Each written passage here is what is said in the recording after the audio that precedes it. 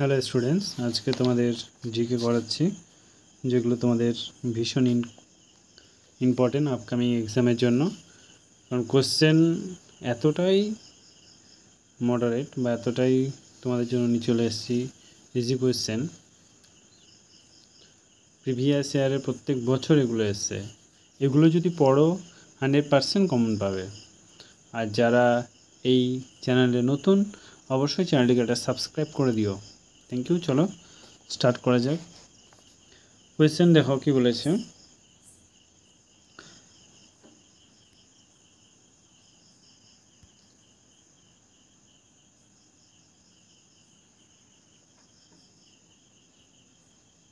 First question কি বলেছে, Damodar valley corporation বা ডিভিসি গঠন করা হয় কত সালে?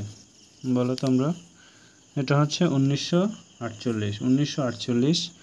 ভারত সরকার উদ্যোগে দামোদর নদীর উপর 1948 সালে দামোদর ভ্যালি কর্পোরেশন ডিভিসি নির্মিত হয় রাজ্যে ওয়েস্ট বেঙ্গল এবং ঝাড়খণ্ডে। নেক্সট কোয়েশ্চেন, জীবকোষে কোথায় সবাত শোষণ ঘটে? জীবকোষে কোথায় সবাত শোষণ ঘটে? এটা হচ্ছে মাইটোকন্ড্রিয়াতে সবাত শোষণ ঘটে। মাইটোকন্ড্রিয়া অক্সিজেনের উপস্থিতি শোষণ বস্তু সম্পূর্ণ জারণ ঘটে।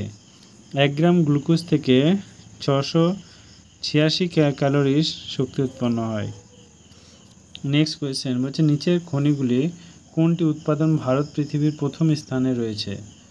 ভারত পৃথিবীর প্রথম স্থানে রয়েছে। এটা হচ্ছে ম্যাঙ্গানিজ। ম্যাঙ্গানিজ উৎপাদনে ভারত পৃথিবীতে প্রথম স্থান অধিকার করে। ভারতের সবচেয়ে বেশি ম্যাঙ্গানিজ সঞ্চিত হয় উড়িষ্যা রাজ্যে 45% এবং সবচেয়ে বেশি উৎপন্ন হয় মধ্যপ্রদেশে 38%। নেক্সট কোয়েশ্চেন দেখো, রেসারপিন ড্রাগটি ব্যবহৃত হয়। বলে অ্যান্সার কী হবে? এটা হচ্ছে উচ্চ রক্তচাপ কমাতে রেসারপিন ড্রাগটি ব্যবহৃত হয়। রেসারপিন সর্পগন্ধা গাছের ছাল থেকে পাওয়া যায়, যা উচ্চ রক্তচাপ কমানোর ঔষধ হিসাবে ব্যবহার করা হয়। নেক্সট কোয়েশ্চেন, পশ্চিমবঙ্গের কোন শহরকে শৈল শহর বলে? দার্জিলিংকে শৈল শহর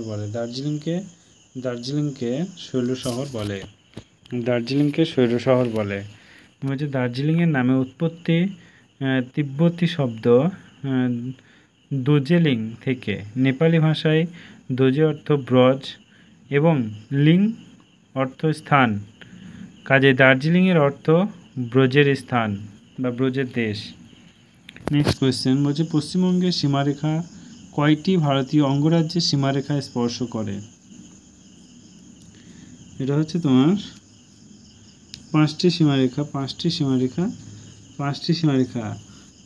সীমারেখা হচ্ছে উড়িষ্যা, ঝাড়খণ্ড, বিহার, সিকিম আর আসাম। নেক্সট কোয়েশ্চেন দেখো, সেন বংশের প্রতিষ্ঠাতাকে বলো তোমরা। সেন বংশের, এটা হচ্ছে সামন্ত সেন। দাক্ষিণাত্যের কন্যার অঞ্চল থেকে বাংলার রাঢ় অঞ্চলে এসে সেন বংশের পূর্বপুরুষ সামন্ত সেন পাল রাজাদের দুর্বলতার সুযোগে সাধারণ রাজ্য প্রতিষ্ঠান করেন। কবি উমাপতি ধর রচিত দেওপাড়া লিপি থেকে জানা যায় তিনি গৌড় ও কামরূপ, কলিঙ্গ, মগধ জয় করে বিশাল সাম্রাজ্য গড়ে তোলেন। রাজধানী পূর্ববঙ্গের বিক্রমপুর এবং পশ্চিমবঙ্গের বিজাপুরে। নেক্সট কোয়েশ্চেন দেখো, নিচের কোন অঙ্গরাজ্য প্রজাসত্ব সংস্কারের উদ্দেশ্যে 1978 সালে অপারেশন বর্গা নামক আইন সমৃদ্ধ কর্মসূচি গৃহীত হয়? এটা হচ্ছে তোমার পশ্চিমবঙ্গ। মধ্যশত ভোগবিলাস বিলোপ সাধন 1948 সালে।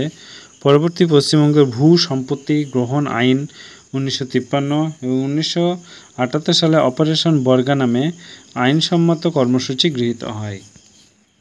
নেক্সট কোয়েশ্চেন নাসিক প্রশস্তি কাকে ত্রিসমুদ্র তাইপিত বাহন বলা হয়েছে? এটা হচ্ছে তোমার দ্বিতীয় পুলকেশী। কোয়েশ্চেনগুলো কিন্তু ভীষণ ইম্পর্টেন্ট। দাক্ষিণাত্যের কর্ণাট অঞ্চল থেকে রাঢ় বাংলার সামন্ত সেন বংশের প্রতিষ্ঠাতা করেন। তার পুত্র হেমন্ত সেন বাংলার পাল রাজাদের দুর্বলতার সুযোগে স্বাধীন রাজ্য প্রতিষ্ঠাতা করেন এবং মহারাজাধিরাজা উপাধি ধারণ করেন। হেমন্ত সেনের পুত্র বিজয় সেন হলেন স্বাধীন সেন বংশের প্রকৃত প্রতিষ্ঠাতা। ভারতের পরিকল্পনা সময়কালে কৃষিক্ষেত্রে সবুজ বিপ্লবের প্রথম পর্যায় শুরু হয়েছিল বলো কী হবে? এটা হচ্ছে তোমার 1966 থেকে 1969 সালে বার্ষিক পরিকল্পনায়। 60-এর দশকে 1966 থেকে 1967 সালে ভারতীয় কৃষিক্ষেত্রে সবুজ বিপ্লবের প্রথম পর্যায় শুরু হয় এবং দ্বিতীয় পর্যায়ে 1983 থেকে 1984 এবং তৃতীয় পর্যায় হচ্ছে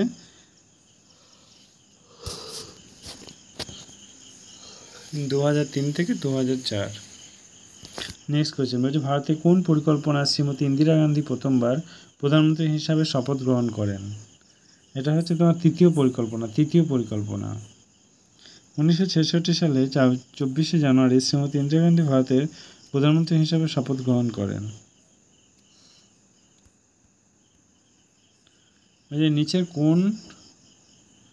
নিচের কোন রাজ্যে ক্যানেলের মাধ্যমে সর্বাধিক সেচের বন্দোবস্ত করা হয়? এটা হচ্ছে তোমার উত্তরপ্রদেশ। নেক্সট কোয়েশ্চেন বলছে পশ্চিম হরপ্পা সভ্যতার পৃথিবীর প্রাচীনতম বন্দর নাম কি? হরপ্পা সভ্যতার পৃথিবীর প্রাচীনতম বন্দরের নাম কি? এটা হচ্ছে তোমার লোথাল।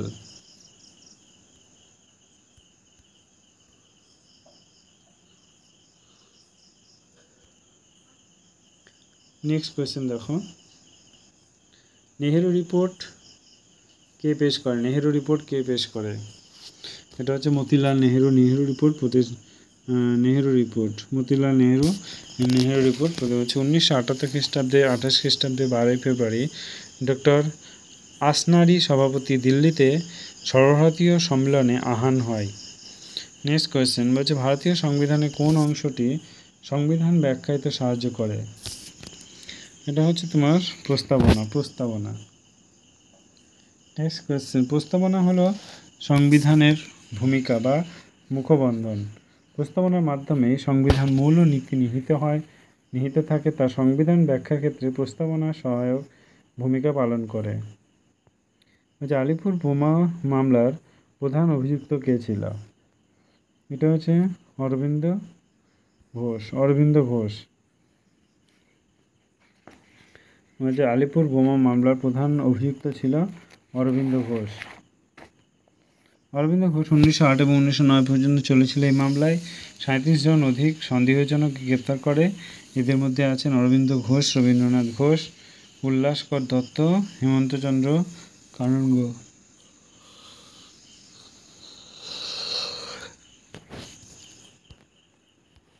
নেক্সট কোয়েশ্চেন দেখো,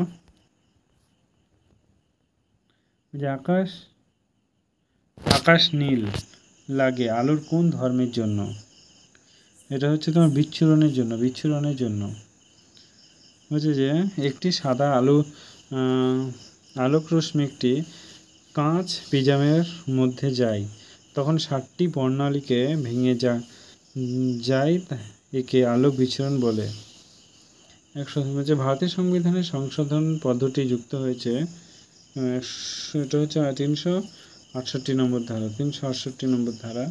ভারতীয় সংবিধান 368 নম্বর ধারা সংবিধান সংশোধনী পদ্ধতি সম্পর্কে বিস্তারিত আলোচনা আছে। সংবিধান সংশোধনের তিনটি পদ্ধতি আছে। নেক্সট কোয়েশ্চেন ভারতীয় রিজার্ভ ব্যাংকের বর্তমান রেপো রেট কত?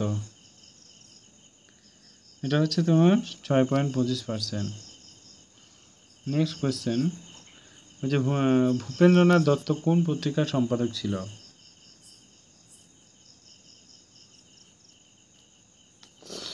ভূপেন্দ্রনাথ দত্ত কোন পত্রিকার সম্পাদক ছিল?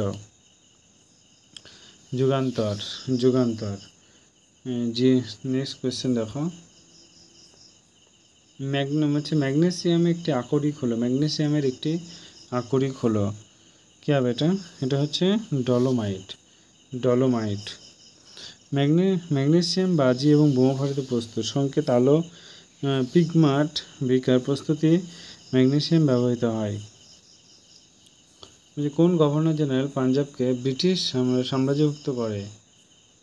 এটা হচ্ছে তোমার লর্ড ডালহৌসি। নেক্সট কোয়েশ্চেন বলছে যে হরপ্পা সভ্যতায় ব্যবহৃত ধাতু ছিল, হরপ্পা সভ্যতায় ব্যবহৃত ধাতু ছিল তামা ও টিন। যে সংগ্রামশালী জাতীয়তাবাদের প্রকাশ হয়েছিল কিভাবে? গুপ্ত সমিতি প্রতিষ্ঠায়। তো ফ্রেন্ড, আজকে এই পর্যন্তই। যদি ক্লাসটা ভালো লাগে অবশ্যই সাবস্ক্রাইব করে দিও। Thank you.